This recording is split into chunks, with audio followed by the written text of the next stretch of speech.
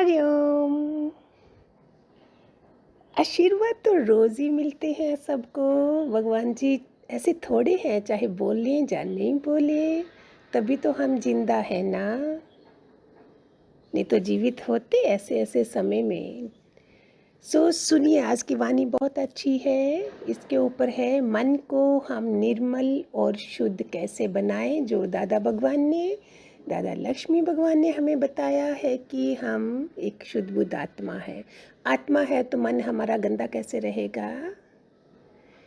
इसी के ऊपर समझे सुने और आज ही हम ये गांठें निकाल दें। हम आरती तो करते हैं, धूप दीप करते हैं, उजाला करते हैं बाहर। दिवाली पे भी सुना है, बोला था कि दीपक बाहर के नहीं अंदर के जलाओ। फिर हम भूल जाते हैं। तो उस आरती से, ओम जय जगदीश से तो अच्छा है मन शुद्ध करने की आरती करा करें। इस मन को हम निर्मल शुद्ध पवित्र कैसे रखें। हर एक इंसान के पास ही मैंने भगवान जी की वाणी से बहुत ज़्यादा अपनी ज़िंदगी में लगाया था, तभी आपको देती हूँ। अगर मैंने नहीं लगाया हो, मेरे मुंह से वाणी निकले भी नहीं, सरस्वती बैठे ही नहीं, अगर मैं ये चीज़ें अपनी ज़िंदगी में नहीं लगा रही हूँ और आपको खाली सुना रही हूँ। भगवान का कोई भी आशीर्वाद मेरे ऊपर नहीं बरसे अगर मैं उनकी वाणी को नहीं लगाती हूँ और दूसरों को सुनाने के लिए रखते हैं। नहीं, मैं इसलिए सत्संग में नहीं लाई गई हूँ। मैं लाई गई हूँ कि ये अंतिम जन्म करना है, मोक्ष पाना है। नहीं तो आते बड़े ज़ोर शोर से हैं हम, लेकिन फिर फिसल जाते हैं। सुनिए ध्यान से। हर एक इंसान के पास सबसे बड़ा बगीचा, सुंदर बगीचा कौन सा है? मन। और सबसे कचरे से बड़ा हुआ कचरा पेटी भी क्या है? मन। मन सुधरा हुआ है तो स्वर्ग है, मन बिगड़ा हुआ है तो नरक है। इसलिए मन बेचे सतगुरु के पास। मैंने आते साथ बेच दिया था, भगवान जी ये है, ऐसा है। लेटर जाते थे, लिखते थे, क्योंकि हमें पता था भगवान जी पढ़ते भी हैं। नहीं भी पढ़े तो भी हमारी बात तो पहुंच गई। जब हमारा सबके प्रति दया है, मिठास है, शुद्ध भाव है, और वो मन कैसा है, और जब सबके प्रति कटुता है, बोलचाल बंद है, घर में भी बाहर भी, और कितने साल बीत गए, बोलना भी बंद है, फिर उसका क्या फ़ायदा हुआ सत्संग में जाने का या मंदिरों में जाने का? मन तो निर्मल पवित्र नहीं हुआ।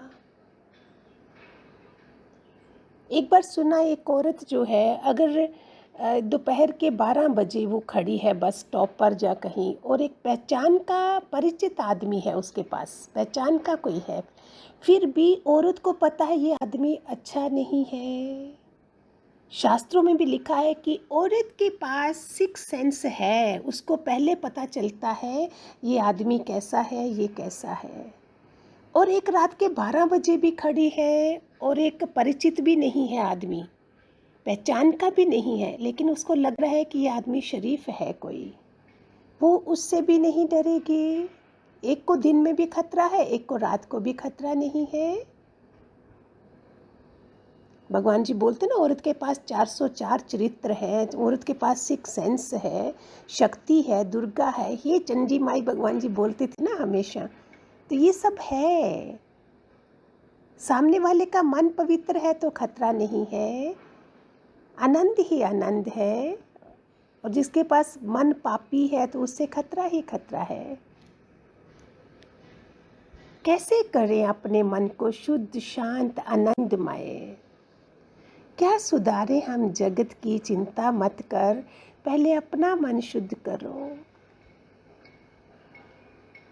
आओ हम सब सुधरें, फिर दूसरे का उद्धार करें। ऐसा भजन है ना एक। 20-20 साल तक, अभी सुनो, आप देखो अपने रिश्तेदारों में, अपने घरों में 20-30 साल तक गांठ बांधी है। उनके कैलेंडर भी चले गए होंगे, सब खत्म हो गया होगा, लेकिन वो बोलचाल नहीं है। ऐसी पूजा, मंदिर जाना, भक्ति पूजा करना कोई फायदा है? आज भी अगर बोलचाल बंद है,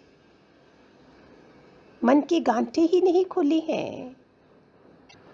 एक बार एक संत को किसी ने सत्संग में पूछा कि मेरे मन में विचार आ रहा है कि मन का बंधन क्या है। वो पहले संत उत्तर देते थे, अभी उन्होंने क्या करा, पास में ही कोई कपड़ा पड़ा था, उसको एक गांठ लगा कर रख दिया, जवाब नहीं दिया। फिर थोड़ी देर में दूसरे ने प्रश्न किया कि मोक्ष क्या है। उन्होंने उसी कपड़े को उठाया और गांठ खोल दी। पहले उसकी गांठ लगाई कि बंधन क्या है, फिर उसी को खोला और बोला ये है मोक्ष। मतलब बिना बोले बोला, बोले हमें समझाइए। तो उन्होंने बोला देखो, अगर मन में गांठें हैं तो बंधन है, गांठें खोल दी तो मोक्ष है। एक बार एक संन्यास्त हो रहा था, युवा था, कोई युवक था, वो संन्यास्त दीक्षा ले रहा था। तो उसने जाते जाते बड़े संत को बोला, मुझे जाते जाते एक अंतिम सीख दे दो। सुनिए ध्यान से, हम सबका खेल है ऐसा, एक अंतिम सीख दे दो, मैं जा रहा हूँ वैराग्य लेके, परम वैराग्य लेके इस दुनिया से। मेरे में जी मोह माया बंधन ये सब नहीं आए, मैं सब छोड़कर जा रहा हूँ, सीख दे दे।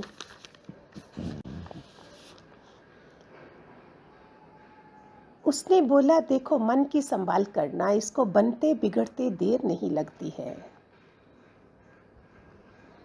जब मैं सत्संग में गई, मैंने सुना था ये गुरु तब मिलता है जब हमारे करोड़ों जन्मों के पाप पुण्य खत्म होते हैं, हमें निकलना होता है, तब गुरु का आगमन होता है हमारी ज़िंदगी में। और जब मैंने सोचा ऐसे, तो क्या बाद में मैं मस्त हो जाऊँ संसार में, दादा भगवान भी रख लिए और संसार में भी मस्त हूँ, कोई मेरा रस निकले ही नहीं है मेरी ज़िंदगी से, फिर उसका क्या उनका मेरी ज़िंदगी में आने का फ़ायदा क्या हुआ। तुम मोक्ष के लिए जा तो रहे हो, वो लड़का जा रहा था दीक्षा लेने, लेकिन 20 साल बाद पूछो तो कहाँ जा रहा है, लंदन जा रहा है प्रचार करने, बॉम्बे जा रहा है, दिल्ली जा रहा है, इधर जा रहा है, भोपाल जा रहा है, पूना जा रहा है। अरे ये क्या हो गया। उसमें हम आ जाते हैं, वो हाथ से निकल गया मोक्ष। जब संत बना तो मोक्ष के लिए गया था, अब कहाँ जा रहा है।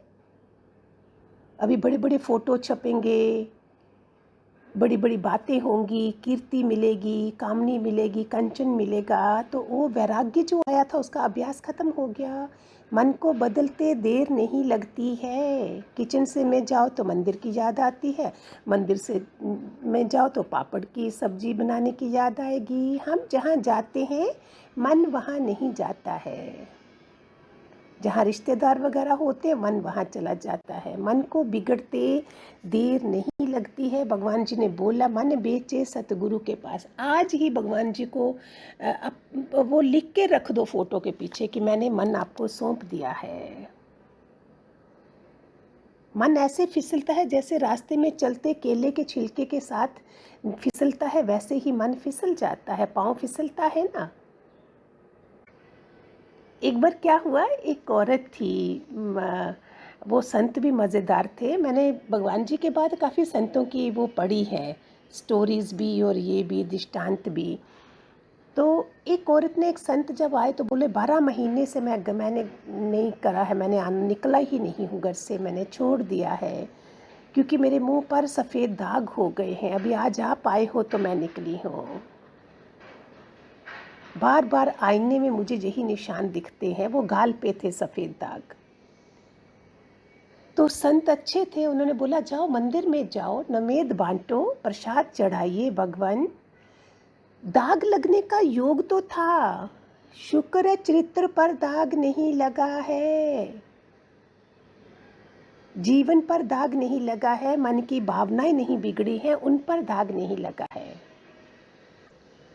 सपोज हम कहीं घूमने जाते हैं, रास्ते में हमें कोई कीमती चीज़ मिलती है, सोने की या चांदी की, हम क्या करेंगे, उठा तो लेंगे,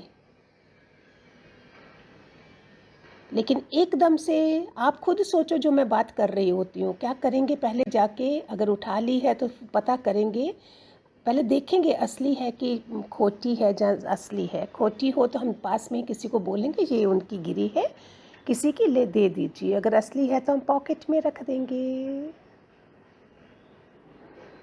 है ना? इंसान पूरी दुनिया को अंधेरे में रख सकता है, धूल में रख सकता है, लेकिन मन की आंखों को धूल नहीं लगा सकता। तेरा मन दर्पण कहलाए, तेरा मन दर्पण कहलाए, भले बुरे कर्मों को देखे और दिखाए, तेरा मन दर्पण कहलाए। है ना? सच बोलते जी, जमाना बदल गया है। क्या बदला है? आज ध्यान से सुनिए, कुछ नहीं बदला है। हजारों सालों से 2000 4000 से जो सूरज टाइम पे निकल रहा था वो आज भी निकल रहा है। 200 साल पुराना भी, 2000 साल पुराना सूर्य आज भी वही समय से निकल रहा है। चांद वही चल रहा है, जल वायु अग्नि पांचों तत्व वही वैसे चल रहे हैं। क्या बदला है? इंसान का मन बदल गया, मन में खोट आ गया है। मन पवित्र है तो समझो इधर ही सतयुग है, मन अपवित्र है तो समझो कलयुग है। यही सूर्य सतयुग में, त्रेता में, द्वापर में, सब जगह है। उधर भी जब चीरहरण हो रहा है द्रौपदी का, तो क्या वो सतयुग था? जब द्रौपदी को नग्न किया जा रहा था तो वो कलयुग था। आज अगर मेरा मन पवित्र नहीं है तो मैं कलयुगी आत्मा हूँ, और मेरा मन पवित्र है तो मैं सतयुगी हूँ। सतयुग कलयुग बदलने में क्या देर है? क्या फर्क है? पहले लोग क्या करते थे, जब कोई सोचते थे कोई आए, अतिथि देवो भव, कोई आए तो खाना खाएंगे। भगवान जी बोलते हैं तुम अकेले खाओगी तो चोर है। और आपको मैं सच्ची बता दूं, झूठ नहीं बोल रही हूँ, मैंने आज तक अकेले सुबह की चाय भी नहीं पी है। गार्डन में भी सैर करने जाते थे, 2-4 लोग होते ही होते थे।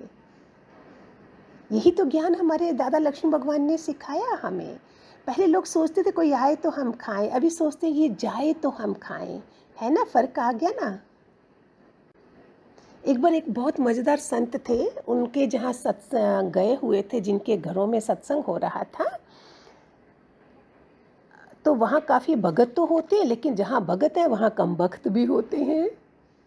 वहाँ उन्होंने चांदी के बर्तन निकाले। मैं भी जहाँ सत्संग सुनती थी C50 दिल्ली में, वहाँ भी चांदी के बर्तन होते थे। तो लोग चांदी के बर्तन तो गिन के रखते हैं ना, स्टील के बर्तन नहीं गिनेंगे। तो एक कोई भगत ऐसा कम वक्त था, उसने चांदी का चम्मच चुरा लिया, पॉकेट में रख लिया। वो संत की नज़र पड़ गई उसके ऊपर। अभी वो संत सोचे ये लोग तो चले जाएंगे, हम जाएंगे तो इन लोगों को लगेगा कि संत के सामान के साथ चम्मच चला गया, कोई हमारे लिए बुरा सोचेगा। तो उन्होंने देख लिया था। ऐसे मन कितना बिगड़ जाता है। मन तो 10 रुपए के पेन को भी पा लेगा, उसमें भी मन बिगाड़ लेगा। ये तो चांदी का चम्मच था। बोलते हैं ना, अमीर को कईयों को वोट चाहिए, अमीर को नोट चाहिए, राजनीति में वोट चाहिए, कईयों को स्पोर्ट चाहिए, और हमको हमें मन में खोट निकालो तो 24 कैरेट का गोल्ड बन जाए। जैसे सोने की खोटी निकालो तो कैसा बन जाता है, आज ही निकाल दे। जब भी सत्संग सुनते हो उसको देरी मत करा करो। उसी समय बोला आज जस्ट प्रॉमिस भगवान जी से करा करो, फोटो तो सबके घर में लगी होगी। तो वो संत बड़े स्मार्ट थे, सोचा ये कैसे लिया जाए इसकी पॉकेट से। उन्होंने ना थोड़ा देर बोला हम 10-15 मिनट भजन अभी और करेंगे। वो जाने वाले थे, देखो कितनी युक्ति से निकलवाया। बोलते हम भजन करते हैं और उसके बाद एक गेम खेलते हैं, मैं चम्मच लूँगा चांदी का और किसी दूसरे की पॉकेट से निकालूंगा। उन्होंने ऐसा ही करा। बोला उस औरत को, बोला घर की कि एक चम्मच और दे दो मुझे। उन्होंने बैग में रखा, फिर बोला अरे अरे अरे देखो मैं अभी निकालता हूँ। तो उन्होंने उस भाई साहब के ऊपर ही नाम रखा और चम्मच निकाला, और उनको दूसरा चम्मच भी निकाल के दिया। क्या है ये मन, कितनी कमजोरियां हैं, खोट वाला मन, अशुद्ध कचरा से भरा हुआ मन है हमारा। कामुकता है हमारे अंदर, पहला मन की कमजोरी कामुकता है। अभी आगे एक्सप्लेन करूंगी कल आपको, ये बड़ा लंबा हो जाता, आपके पास समय नहीं होता है। तो इसलिए मन को निर्मल शुद्ध बनाइए। खूब सारे आशीर्वाद। हरिओम हरिओम।